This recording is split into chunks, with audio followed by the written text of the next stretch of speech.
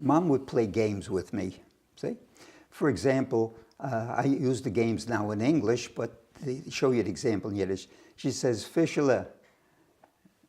She didn't know what a vowel was, what a consonant was, but she say, was ist der Unterschied zwischen wasch, wäsch, and wisch? Right? The difference among them is just the vowel, A-E-I, and of course, I would say, your difference is, you wash, and you wipe, and you have laundry, wasch, wäsch, and wisch.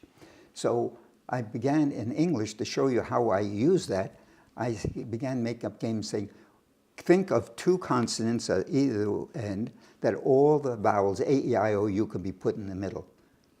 For example, B and G, bag, beg, big, bog, and bug. P and T, pat, pet, pit, pot, and put, see? So this is a way of teaching little kids and make it a game out of it. So Mom would do that kind of thing, and then she would come up with, I remember some of her sayings would be, Fischele, Ergern, Nisht. Don't worry. Guck dem anderen weg.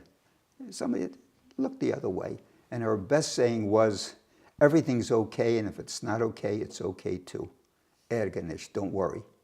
Because most of the time, I think they said 90% of the time when people worry, this thing never happens.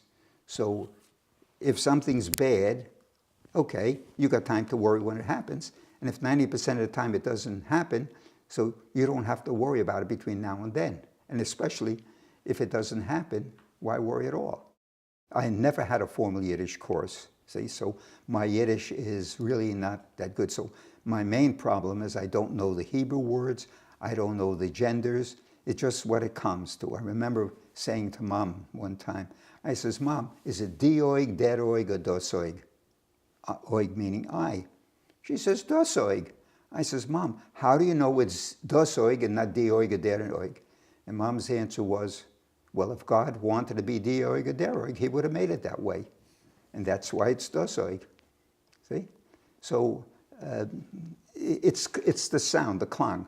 See? So if somebody says, well, is it die-yor, der-yor, or das-yor? Yeah, it das-yor. It sounds that way.